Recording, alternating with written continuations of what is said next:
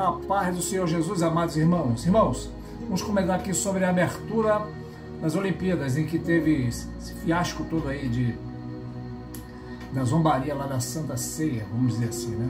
Porque na verdade eles zombaram de um quadro, né? Porque ninguém tinha máquina de retrato para tirar foto de Jesus fazendo a Santa Ceia, zombaram de um quadro, né? Mas a intenção era essa, atingir os cristãos. Mas muito bem, primeiro eu vou falar sobre a questão do cavalo branco, né? E o que acontece? O cavalo branco, vocês sabem que no Apocalipse 6 vai falar sobre o cavalo branco, já tem outros vídeos aqui falando sobre isso, sobre a representação do anticristo. Só que eu quero chamar a atenção para você, para observar mais uma coisa.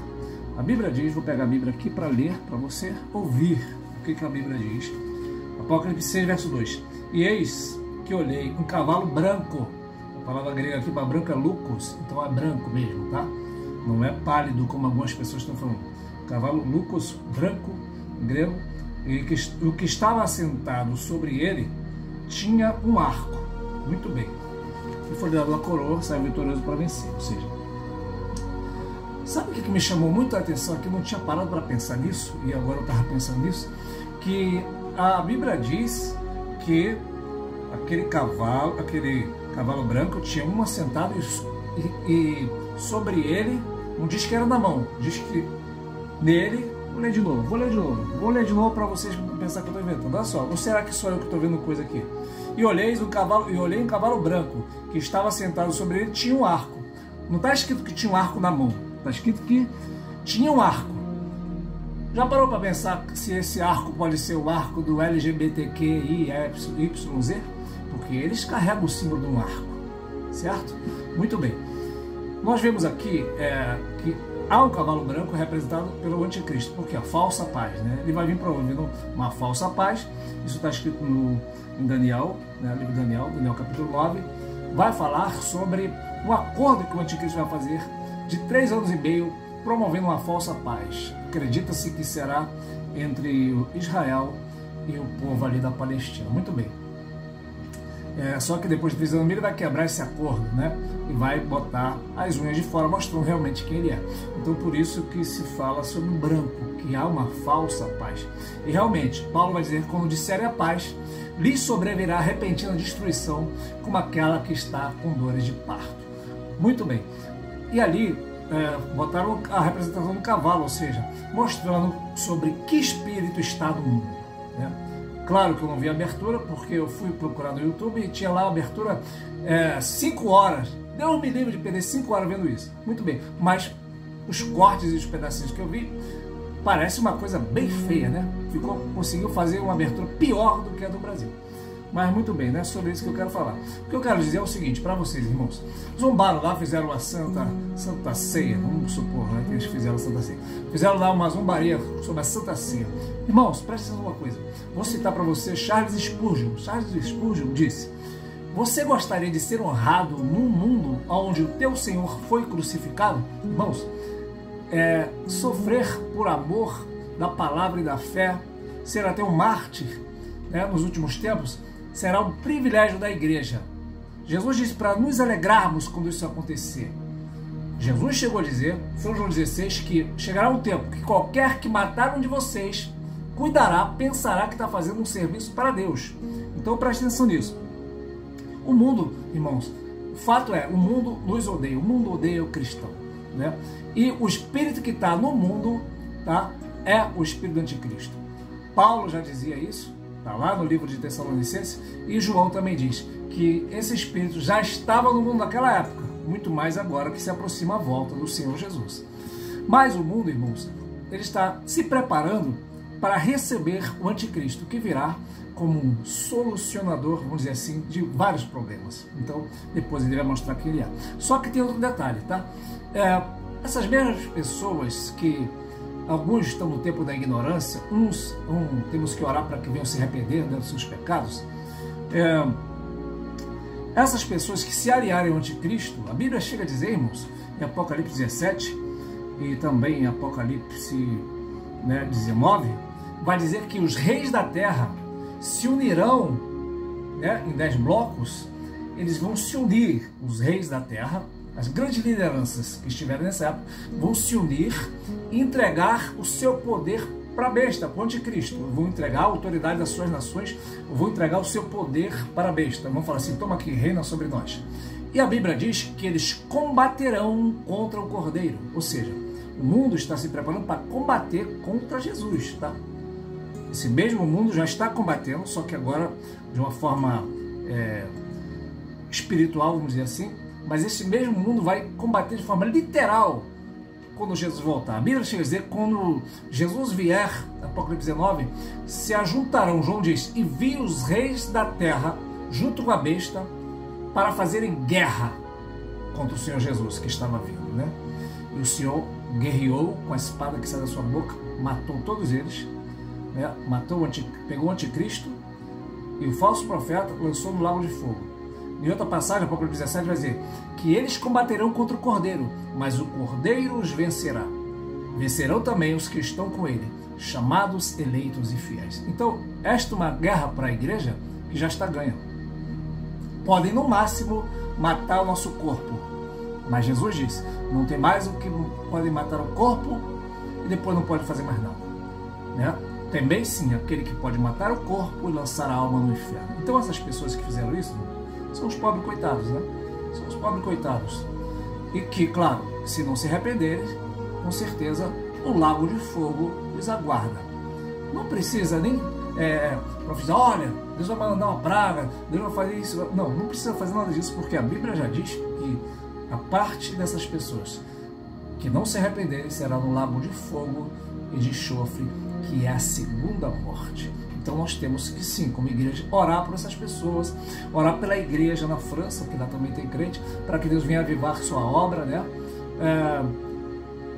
Aí, irmãos, fica uma pergunta: será que se eu falar, né, que aquela representação estava ridícula, né, vão falar que eu estou sendo preconceituoso? Mas eles podem falar de nós que não é preconceito. Será que se eu falar que aquela pessoa que representou Jesus, uma pessoa gorda, eu vou ser gordofóbico? Mas eles podem falar mal do cristianismo. Se nós falarmos, nós somos preconceituosos, quando na verdade obesidade mórbida é uma doença. Então ali não é exemplo de nenhuma parte. Então foi algo bizarro, algo feio de se ver, e o crente deveria na verdade desligar a televisão. E houve também outro caso que eu achei interessante, é que teve um surfista, acho que foi brasileiro mesmo, né? Surfista brasileiro, que botou a imagem do Cristo Redentor na prancha e mandaram tirar o COB, né? Que é o Comitê Olímpico, mandou tirar, que não queria, né, coisas religiosas. Vou botar assim, não queria coisas sobre religião, né, nenhum atleta, mas eles podem falar mal da religião dos outros. Muito bem.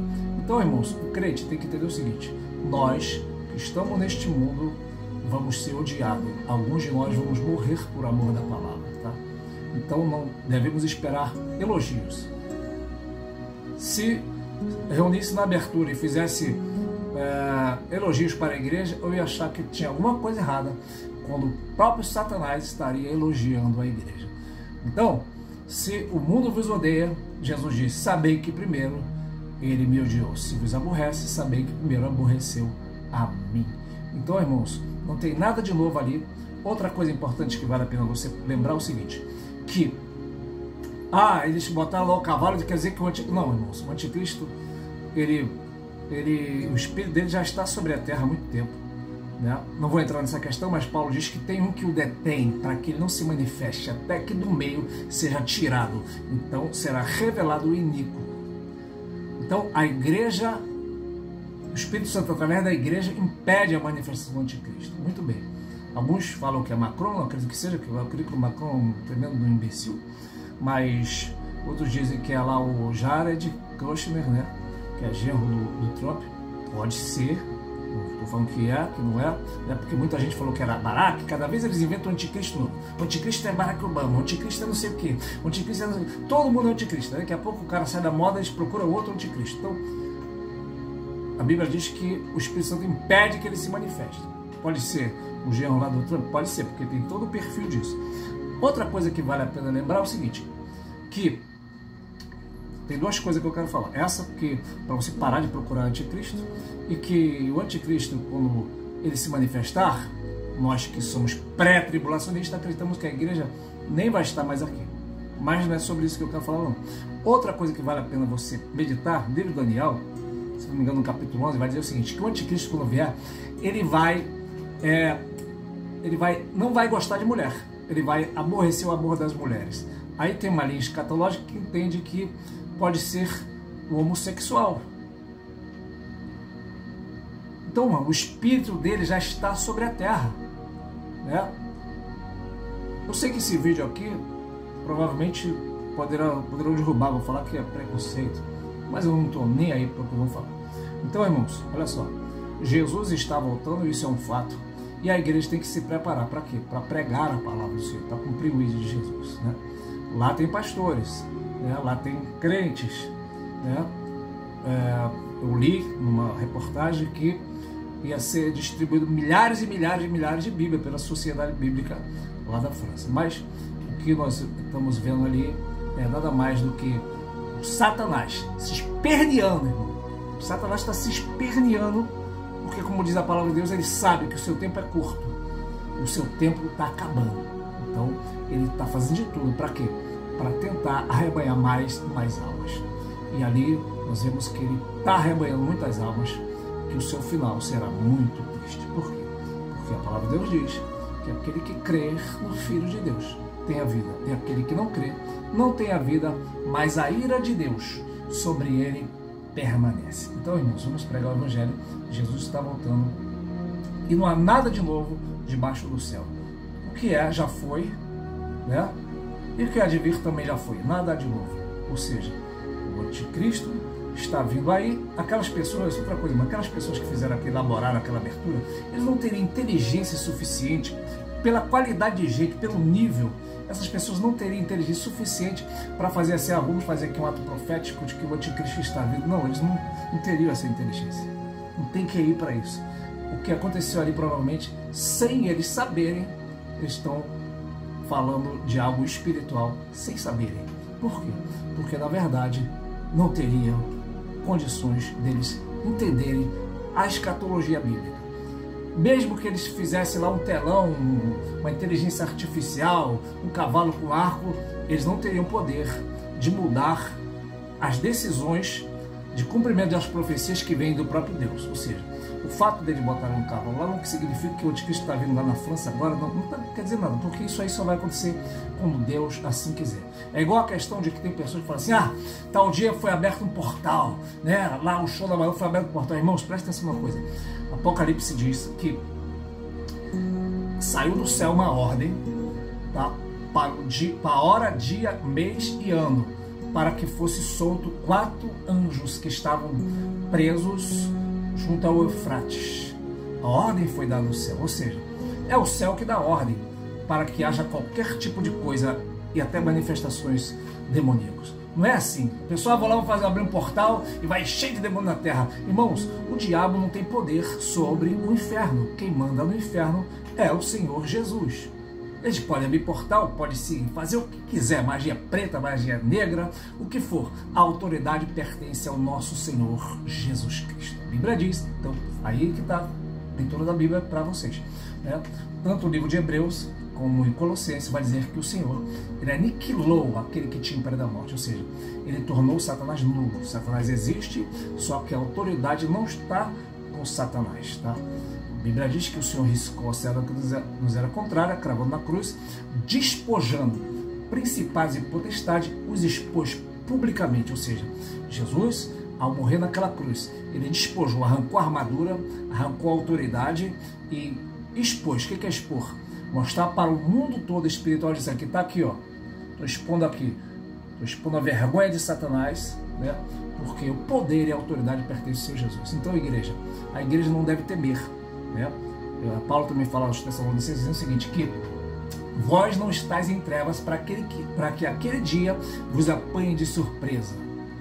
Ou seja, esse dia vai pegar o mundo de surpresa, mas não a igreja.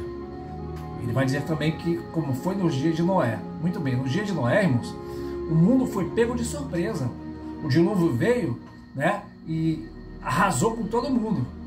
Mas a Noé não foi pego de surpresa. Por quê? Porque Noé tinha uma aliança com Deus e Deus falou para Noé: Noé, chegou a hora, entra na arca. Depois que ele entrou na arca, né, ele já estava se preparando para aquilo há muito tempo, né?